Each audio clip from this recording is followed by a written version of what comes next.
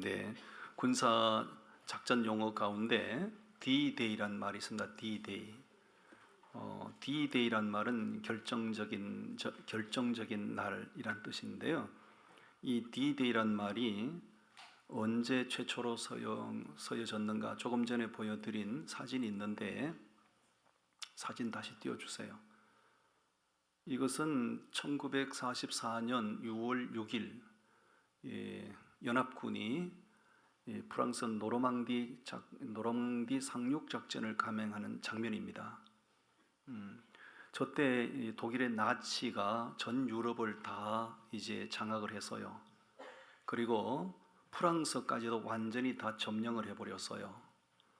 이제 그 다음에 이제 영국이 타켓이었어요. 그때 이제 노르망디 연합군이 노르망디 상륙 작전을 감행을 하는데 저때 총사령관이 누구였는가? 아이젠하워 장군입니다. 근데 문제는 저 노르망디 상륙 작전은 성공 확률이 5,000분의 1밖에 안 되는 위험천만한 작전이에요. 인류 역사상 최대의 상륙 작전인데요. 군사 작전을 감행할 때 성공률이 50% 정도는 넘어야 작전을 감행할 수 있을 텐데 저 작전은 성공 확률이 5,000분의 1밖에 안 되는 거예요.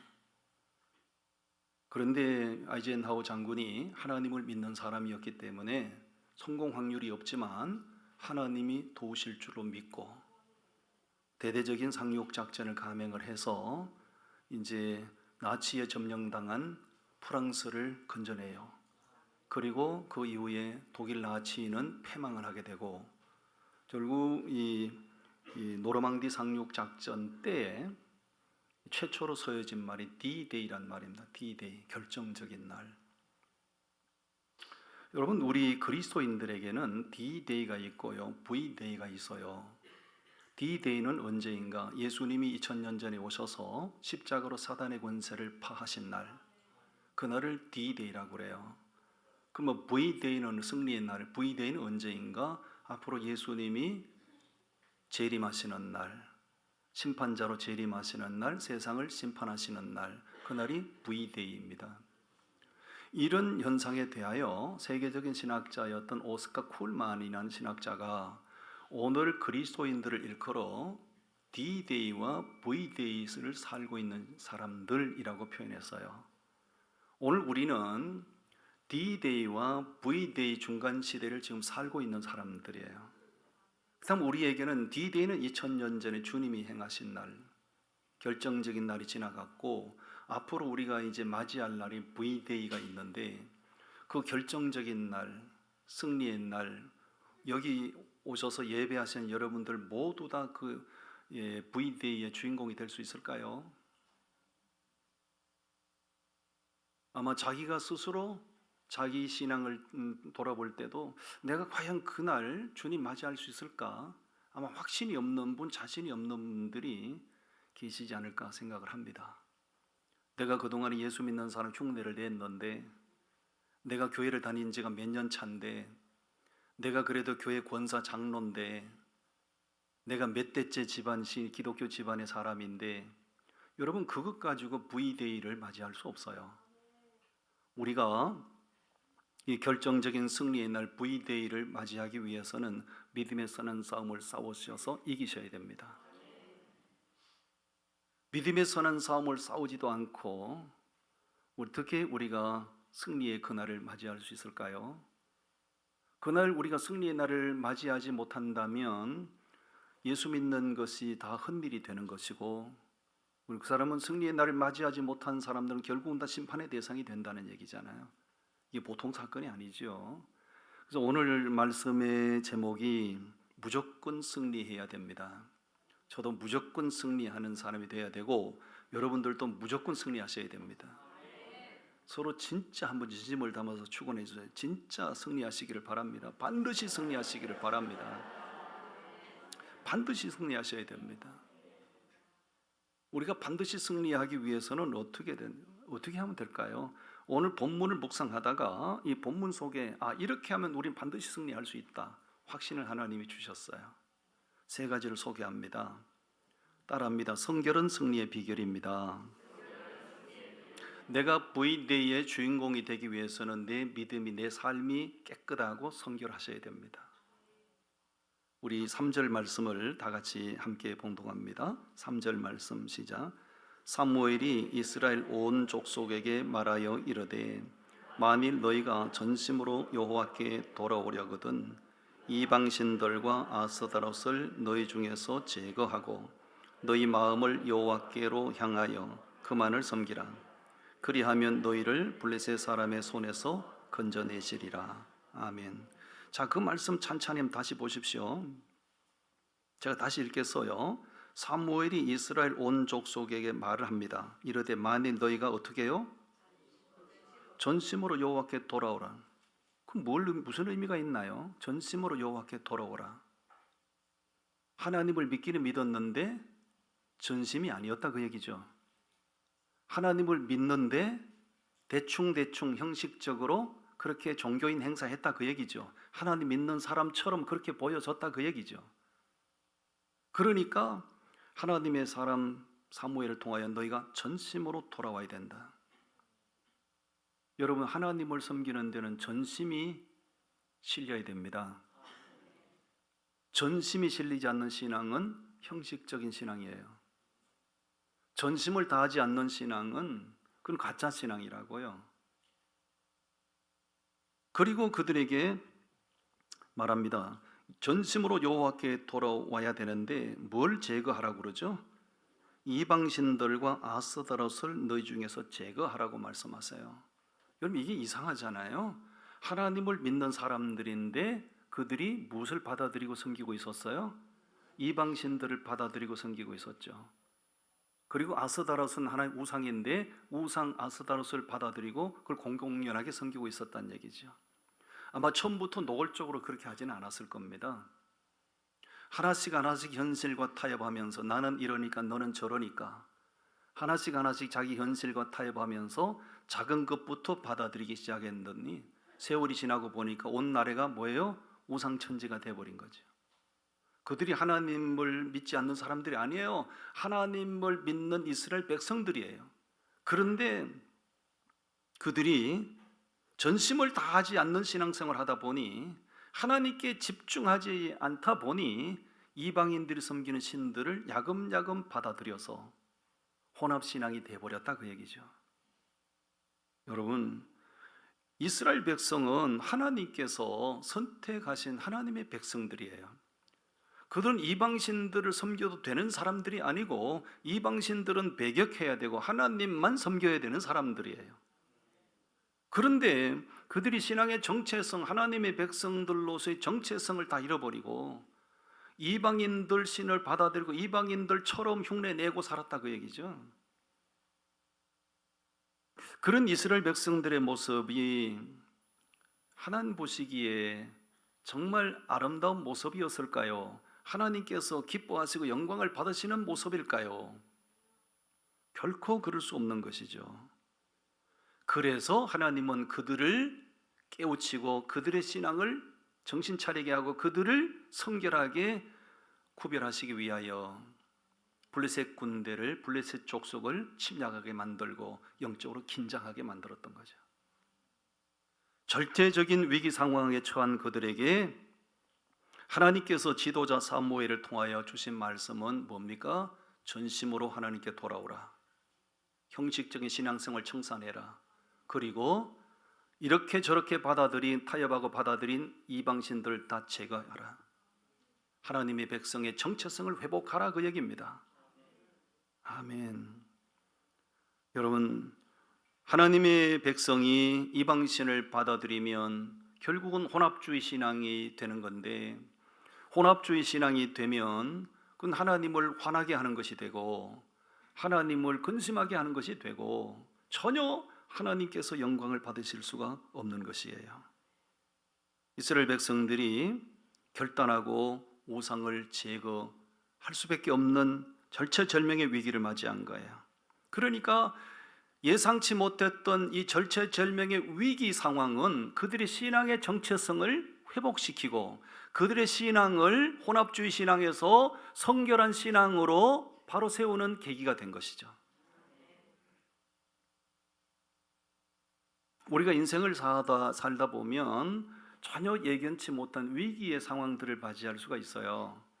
위기의 상황을 맞이할 때 자꾸 다른 것부터 먼저 해결책을 찾지 마시고요, 먼저 자기의 신앙을 돌아보셔야 돼요. 내가 이 이스라엘 백성들처럼 내가 진짜 하나님을 전심으로 섬겼는가? 내 신앙이 나도 모르게 현실과 타협하면서 하나님이 싫다 하시는 것을 그렇게 타협하면서 받아들인 부분은 없는지 자기의 신앙을 돌아보시고 총체적으로 신앙 개혁이 먼저 일어난다면 하나님께서 개입하셔서 도우실 거예요. 창세기 1장과 2장을 보면 하나님이 말씀으로 천지를 창조하시는 과정들이 쭉 기록되어 있어요. 첫째 날 뭘 만드시고 둘째 날 뭘 만드시고, 그럼 만드시고 난 다음에 꼭 보시기에 좋았더라 그런 말씀이 있어요. 그리고 마지막 날에는 당신의 형상을 따라 사람을 만드셨고, 그리고 사람을 만드신 이후에는 심히 좋았더라고 하나님이 감탄하셨어요. 보시기에 좋았던 세상, 하나님 보시기에 심히 좋았던 그 인생들이 창세기 6장에 들어가면, 창세기 6장은 노아 시대 사건을 기록하고 있어요. 창세기 6장에서는 뭐라고 기록되어 있는 거 아니? 하나님 이 땅에 사람 지으신 것을 한탄하셨다고 말씀하고 있어요. 하나님 보시기에 심히 좋았던 인생들이 망가졌다 그 얘기죠. 하나님이 원하는 그 모습에서 이탈했다 그 얘기죠. 사람이 이 땅에 사람 지으신 것을 한탄하셨다고요. 그러면 그들이 어떻게 이탈하고 어떻게 망가졌다는 거죠? 창세기 6장에 기록된 말씀을 보니 하나님의 아들들이 사람의 딸들과 혼합이 된 거죠. 하나님의 사람들이 하나님의 사람들로서의 정체성을 완전히 다 잃어버리고 사람의 딸들과 서로 혼합이 되고 서로 믹싱이 됐다는 거죠. 혼합주의에 빠진 인생들을 보시면서 하나님께서 사람 지으신 것을 한탄하셨다고 말씀하세요. 혼합주의는 하나님이 싫어하십니다. 하나님의 백성은 어디가 떠나도 하나님의 백성처럼 보여야 돼요.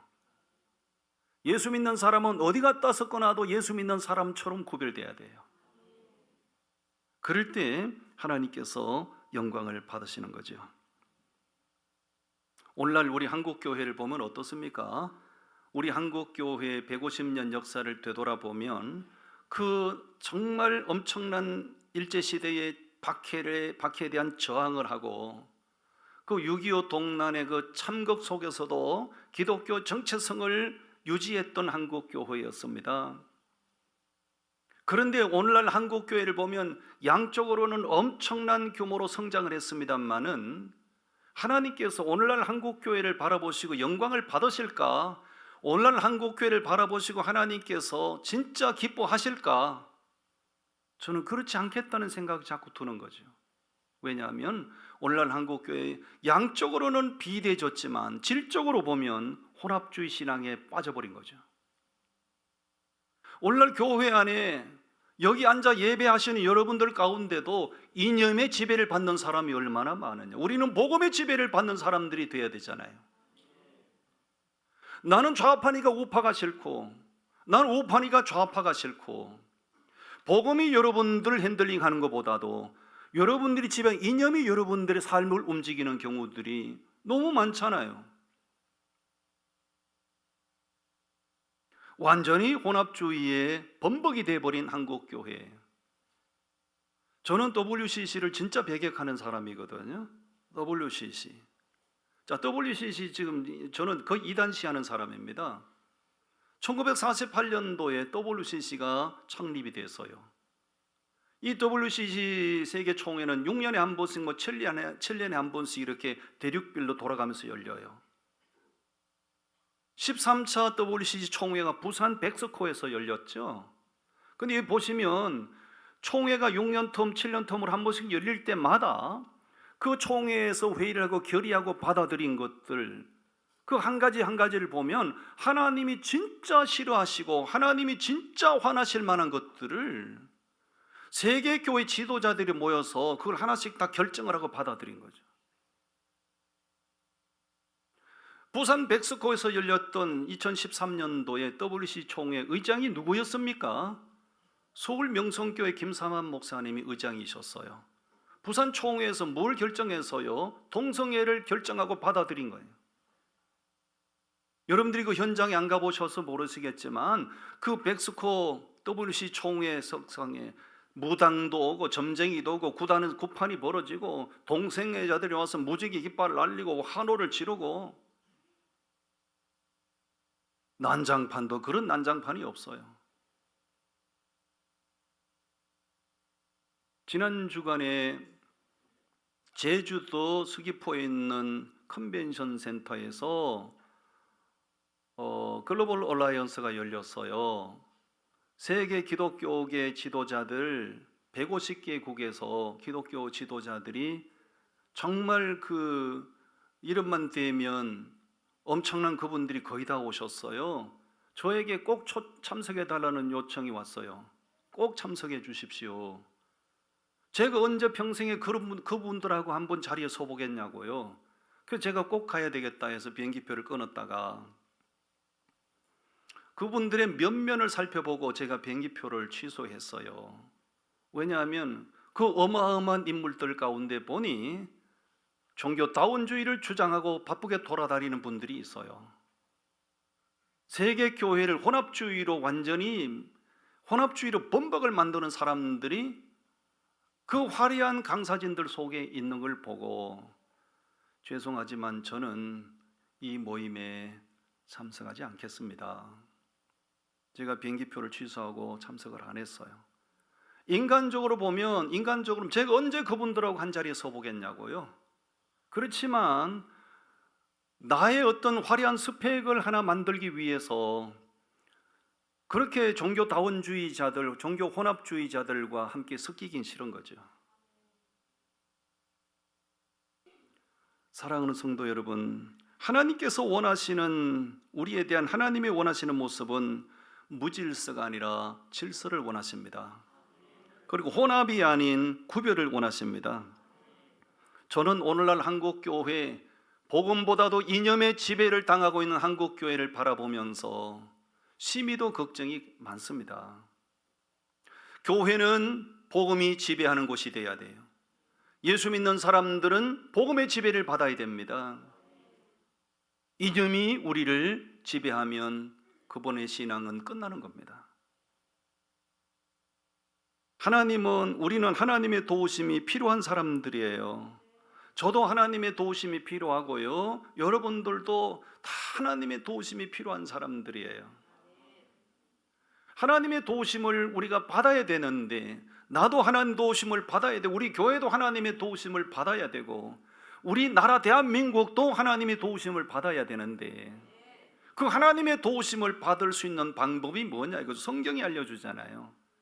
이방신을 제거하라, 아스다로 제거하라, 전심으로 하나님 섬기라. 하나님이 싫다는 것은 나도 싫어져야 되는 겁니다. 하나님이 아니다 하신 건 나도 아니다가 되어야 되는 겁니다. 우리가 성결할 때, 구별된 백성다운 모습을 나타낼 때 하나님은 저를 도와주실 것이고 여러분들 도와주실 거예요. 하나님 도와주시면 승리합니다. 아멘. 두 번째 비결을 소개합니다. 한번 따라하세요. 기도는 승리의 비결입니다. 그렇습니다. 우리 5절 말씀을 함께 봉독하시겠습니다. 시작. 사무엘이 이르되 온 이스라엘은 미스바로 모이라. 내가 너희를 위하여 여호와께 기도하리라 하매. 그 당시의 지도자는 사무엘 선지자였어요. 지도자 사무엘 선지자가 블레셋의 침략을 통해서 절체절명의 위기에 처한 이스라엘 백성들을 향하여 외칩니다. 다 어디로 모이라고요? 다 미스바 광장으로 다 나와라. 어린아이도 나와라, 어른도 나와라, 남자도 여자도 다 나와라. 다 미스바 광장에 모여자. 뭘 하려고요? 거기서 기도하려고요. 우리 다 나와서 기도하자. 왜 기도하는 겁니다? 왜 다 나오는 겁니까? 왜 기도하자는 겁니까? 자, 블레셋의 이 강력한 민족 족속이 우리를 침략해 왔으니 이 상황을 우리가 면할 수 있는 비결은 하나님이 도와주셔야 되는데, 하나님이 도우심을 받으려면 우리가 하나님의 마음을 움직여야 된다. 하나님의 마음을 움직일 수 있는 최고의 비결이 뭔가? 그건 우리가 한 마음으로 기도하자. 아멘. 하나님이 나를 위하여 움직이시게 하는 방법, 하나님이 나를 위하여 일하시게 하는 방법, 그 뭘까요? 그것은 믿음의 기도입니다. 잠잠히 침묵하시는 하나님 같고 아무것도 하지 않으시는 하나님 같지만, 내가 절박한 마음으로 영혼을 깨우고 기도하면 그때부터 하나님은 나를 위하여 일하시기 시작합니다. 아멘. 기도는 우리 성도들이 위기의 상황을 맞이할 때 정말 사용할 수 있는, 꺼내들 수 있는 히든 카드가 바로 기도라는 것입니다. 어려운 일 당할 때 상황 보고 낙담하지 말고, 문제 바라보고 불평하지 말고, 낙담할 기운이 있으면 기도하시면 되고, 불평을 쏟아놓을 기력이 있으면 기도하시면 되고. 아멘. 출애굽하여 가나안 땅을 향해서 가던 이스라엘 백성들이 르비딤이라고 하는 광야에 장막을 쳤을 때, 그 때를 놓치지 않고 아말렉 군대가 습격을 해왔지요. 아말렉 군대가 습격을 해왔어요. 하나님의 도우심이 절대적으로 필요했어요. 그때 늙은 지도자 모세가 산꼭대기에 올라가죠. 손을 들면 이스라엘이 이기고 손을 내리면 아말렉이 이기고, 하루 종일 엎치락 뒤치락 그 모습을 보고 함께 올라갔던 아론과 훌이 돌을 가져 늙은 모세를 앉게 만들고 양쪽에 팔을 붙들어 올렸더니 모세의 팔이 내려오지 아니하매 이스라엘이 이겼더라. 우리에게 주는 메시지가 있잖아요. 나는 연약하지만, 나의 기력은 한계가 있지만, 내가 기도하면 하나님이 내 편 되시고 도우신다. 아멘. 이 큰 공장에 가보면 그 단단한 쇠를 막 이렇게 절단하는 그 육중한 기계들이 있어요. 엄청나더라고요. 그 프레스 기계 같은 거, 조그만 프레스 기계도 있지만 어마어마한 프레스 기계도 있거든요.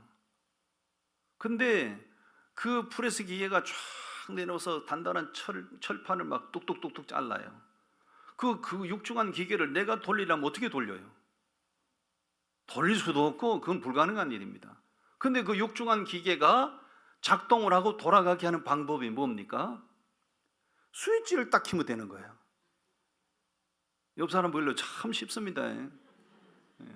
육중한 기계를 내가 어떻게 돌리냐고요. 스위치를 딱 키면 기계가 작동을 하는 거예요. 프레스 기계가 내려오면 단단한 쇠도 막 절단하고 잘라내는 거예요. 안 믿으십니까? 윤상우 장로님 공장에 한번 가보세요. 나는 매 갈 때마다 봐. 이야, 신기하다. 조그만 기계가 그 스위치가 조그맣거든요. 그거 조그만 스위치 딱 올리니까 기계가 막 돌아가는 거예요. 기계가 돌아가니까 막 기계가 우 하고 내려와서 단단한 쇠도 뚝뚝 잘라버리는 거예요. 그걸 보면서 영적으로 깨닫는 거지. 아, 이 내가 맞이한 상황, 내 앞에 닥쳐온 이 엄청난 문제, 내 힘으로는 안 돼. 근데 하나님이 역사하시면 된다. 그 문제보다 더 엄청나신 하나님을 움직이게 하는 방법, 비결이 뭐예요? 기도의 스위치를 키면 되는 겁니다.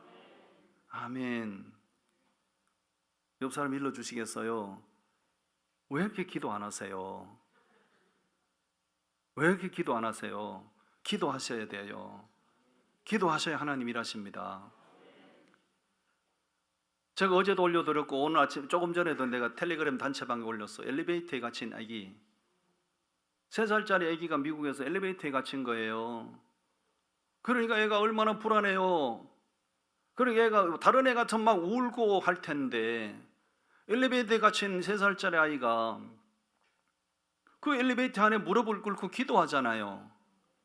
기도하는 게 그게 다 녹음이 됐잖아요. 하나님, 나와 함께 하심을 믿습니다. 하나님, 엘리베이터의 문 열어주십시오. 순수하게 아이가 기도하니까 엘리베이터 문이 쫙 열렸어. 그거를 우리나라 메인 방송에 뉴스에 다 나왔다고요. 옆 사람 일러주세요. 기도하면 문이 열립니다. 기도하면 문제가 해결됩니다. 아멘. 여러분, 기도가 승리의 비결이죠. 기도가. 사무엘이 무슨 멍청해서 개념이 없어서 그 위기 상황 속에서 백성들을 모아놓고 기도하자 한 게 아니죠. 개념이 없어서 그런 게 아닙니다. 사무엘은 진짜 믿음의 지도자예요. 이거 하나님이 도우셔야 된다. 하나님이 도와주시려면 우리 기도해야 된다. 아멘. 성결하셔서 기도하시고 하나님의 도우심을 입어 승리하시기를 바랍니다. 마지막 세 번째 승리의 비결이 뭔가 따라합니다. 예배는 승리의 비결입니다. 그렇습니다. 9절 말씀을 다 같이 봉독합니다. 9절 말씀 시작. 사무엘이 젖 먹는 어린 양 하나를 가져다가 온전한 번제를 여호와께 드리고 이스라엘을 위하여 여호와께 부르짖음에 여호와께서 응답하셨더라. 사무엘이 지금 뭘 하려고 한 거죠? 사무엘이 뭘 했다는 거죠? 젖 먹는 어린 양 제물을 가져 양을 잡아서 하나님 앞에 온전한 번제를 드리는 거예요. 자, 10절도 읽어보시겠습니까? 10절 말씀 읽어봅니다. 시작. 사무엘이 번제를 드릴 때에 블레셋 사람이 이스라엘과 싸우려고 가까이 오매 그날에 여호와께서 블레셋 사람에게 큰 우레를 발하여 그들을 어지럽게 하시니 그들이 이스라엘 앞에서 패한지라. 이거는 사무엘이 생각했던 방법도 아니고 이스라엘 백성들이 원했던 방법도 아니고 그야말로 하나님 당신의 방법으로 문제를 해결해 주셨어요. 뭐 할 때 이런 역사가 일어났다는 거죠? 번제 드릴 때. 번제 드렸다는 얘기는 우리로 말하면 뭐 할 때? 예배 드릴 때. 여러분, 예수 믿는 사람은 예배를 소홀히 여기면 안 됩니다. 내가 그 예배에 참석해서 은혜를 받고 못 받고 그거는 전혀 문제가 안 돼요. 내가 하나님의 존재를 인식하고 예배 자리를 기억하고 예배 자리에 나와서 예배하는 그 자체가 하나님께서 보시기에 귀한 거예요. 아멘. 사무엘이 번제 드릴 때 일어난 놀라운 역사. 블레셋 군대가 무슨 이스라엘이 무슨 활을 한번 쏘았습니까? 칼을 한번 휘둘렀습니까? 전혀 그런 방법 쓰지 않았어요. 기도하고 예배할 때 하나님이 당신의 방법으로 적진을 초토화시키신 거예요. 여기서 우리는 중요하게 생각해 봐야 할 대목이 있습니다. 그들이 인간적으로 보면 한가롭게 예배할 상황이 아니잖아요. 지금 전쟁이 벌어진 거 아니에요? 전쟁이. 자기들 힘으로 도저히 싸울 수 없는 강한 민족이 지금 불시에 침략을 해왔고 이스라엘 백성들 자신들의 운명이 지금 바람 앞에 촛불 같은 상황이라고요. 한가롭게 예배할 상황이 아니라고요. 그런데 사무엘 선지자가 그 절체절명의 위기 상황 속에서 뭘 하자는 거예요? 뭘 했다는 거예요? 예배 드렸다는 얘기입니다. 그가 생각이 짧아서 그런 일을 했을까요? 그가 상황 판단이 안 돼서 그런 행동을 했을까요? 그게 아니죠. 어차피 이 전쟁은 하나님이 도우셔야 우리가 승리할 수 있는 건데 하나님의 마음을 움직이자, 하나님이 우리의 편이 되게 하자, 하나님이 우리를 도와주시게 하자, 그 방법이 뭔가를 생각한 거고 그가 생각해낸 방법이 믿음으로 기도하고 믿음으로 예배하자는 거죠. 그의 생각대로 그의 믿음대로 적중했던 것이고 절대 위기에 있던 이스라엘 백성을 건져내시고 구원하신 줄로 믿습니다. 6.25 전쟁은 우리가 정말 생각도 하기 싫은 민족 참상이었잖아요. 6.25 전쟁 때 전선에서 있었던 사진 한 장 가져왔는데 한번 보여드릴 때 한번 보십시오. 6.25 전쟁 때 있었던, 자, 이 장면 보시죠. 우리나라가 완전히 적화 통일이 될 수밖에 없는 절체절명의 위기 상황을 맞이했어요.